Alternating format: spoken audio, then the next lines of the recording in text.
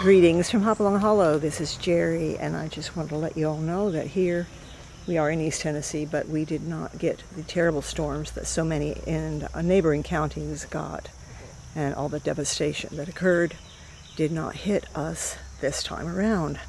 So we are very grateful for that, and so sorry for those who were affected by the storm. We did get some very heavy winds, and we were really glad that we had cut that tree down about a month ago, because that would have been a problem. The winds were fairly severe for quite some time, but the ducks are happy because they have fresh water in their creek, and it's been really low this year. But normally when we get heavy rains, which we didn't get, we got very light rains, this creek just fills up like crazy.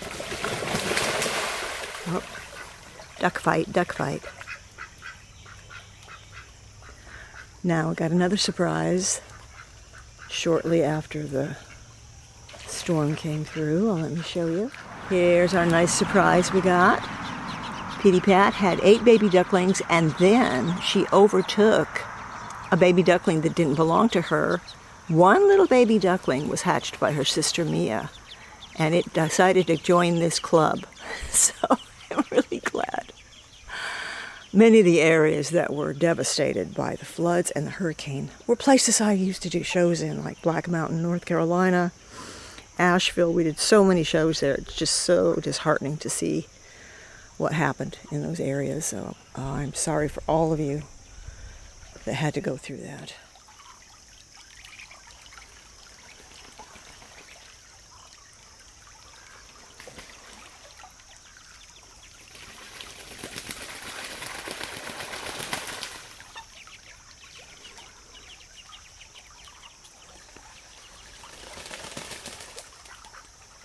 Here we have another girl, and this is Beulah.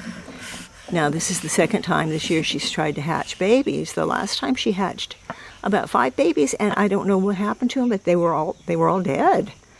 They came out. I don't know what happened, but I hope she does better this time, because she's not been a mother yet, and she's a very beautiful duck. And her 2 mates are waiting patiently for her. Every day she comes out and takes a little swim and goes right back to her nest. So, wishing the best for you, Beulah. Let's go check on Twyla and her little ones. Here's Twyla and her little brood. You can't see her probably. She's back there in the Georgia sunflowers. But she started out with 9, and now she's down to 5. So we do have a lot of predators around here, and these are free-range chickens, so we always expect that this will happen. It could be a rat, it could be, could be a snake.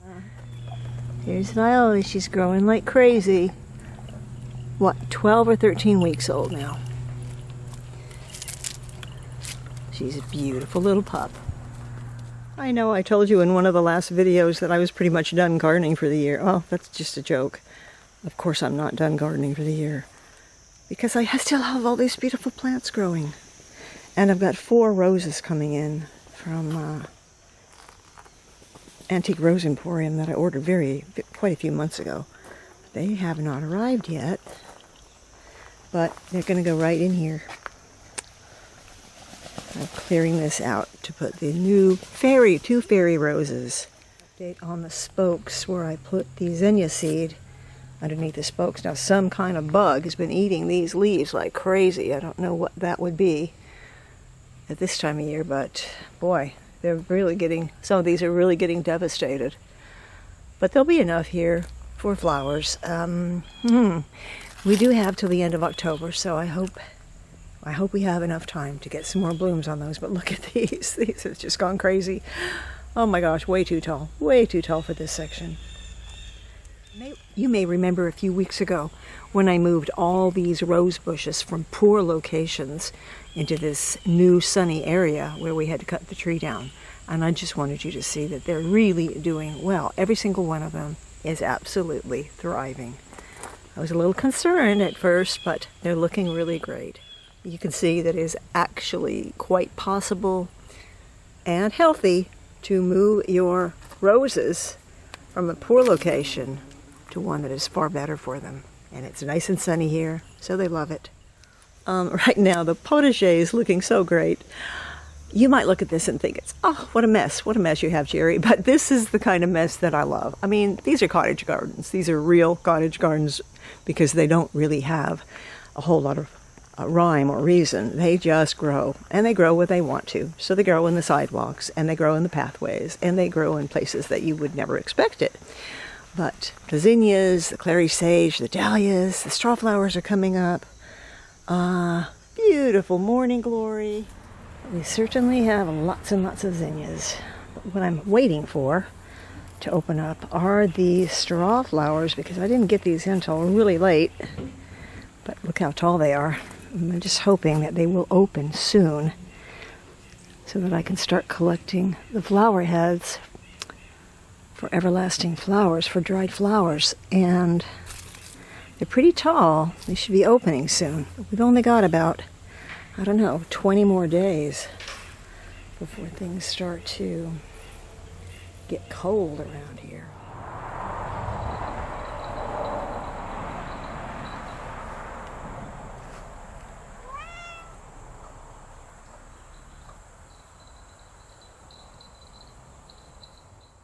Well, that's just a short update on what's been going on around here lately. And now I want to step inside the house and show you a few very interesting mini kitchens.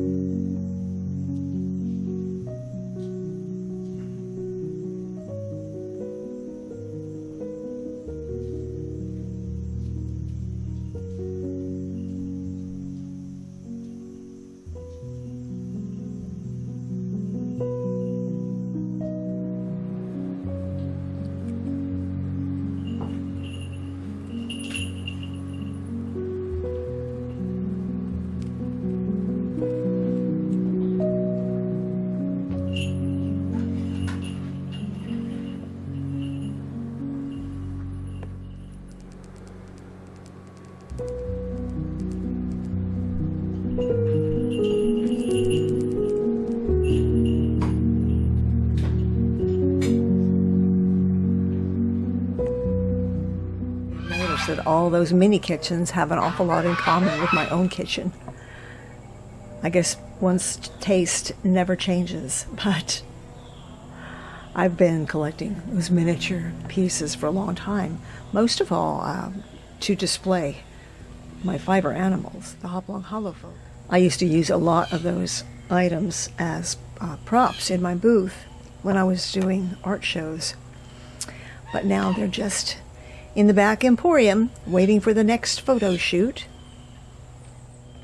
So as long as we're talking about props, I want to show you this marvelous little wooden green and yellow cart that I bought several years ago off of eBay. And I bought it as a piece. Well, for one thing, I collect antique toys, but I just thought this would be a great display piece for my rabbits and my squirrels. And I did take this to shows many times. Isn't it just so cute? I just love it. It's actually fairly large, so good size 12-inch or 15-inch rabbit could push this little cart and get a lot of goods inside. I don't decorate a whole lot for fall, although it's my favorite, really one of my favorite times. These are just little red berries that come off the dogwood tree, and they're so pretty, and they're more prolific than the rose hips that I've been getting. And just little store-bought gourds. And I think there's even a fake pumpkin in here too. Sometimes you have to go fake. Every year I make these big plans to have a huge pumpkin patch and lots of ornamental gourds and birdhouse gourds, and I never end up with more than 5. So I need to figure that out and get that under control so that next year I can actually have my own pumpkin patches instead of having to purchase pumpkins. But look at that. Look at that cute little door and that little latch right there. I just think this is really a great find. I'm saying this is at least 100 years old. But let's end our video with some tea today. And we're going to also have a cheesecake. And this is left over from my birthday the other day.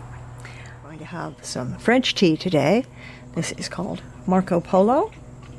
And it's a blend of fruity and flowery black tea. The company was founded in 1854. This is a French tea shop. And it is called, and I'm going to mess it up, Mariage Frères. Correct me if I'm wrong. I'm sure I am. This is delicious tea when you open it up. What you smell is that fruit mingled with that black tea. And it is just absolutely delightful and strong.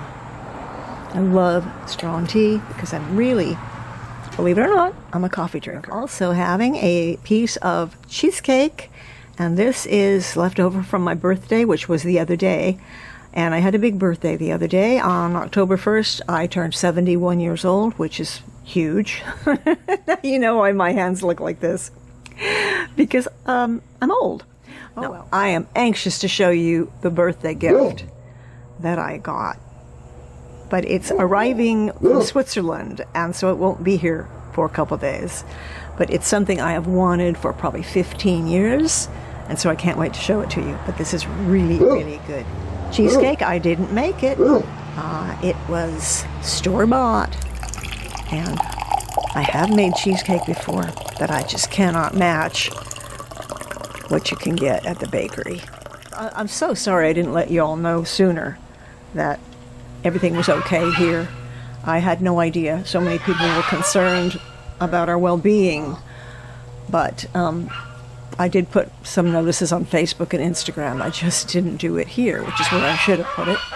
But I would like to hear from those of you that live in North Carolina and Tennessee that are subscribers or commenters and friends, because some of you I haven't heard from, and I'd like to know that you are okay. So let us know in the comments, because we are a caring family here in Hopalong Hollow, and we all have to stick together. Okay, so from Hopalong Hollow, this is Jerry, and we'll see you next time. Bye-bye.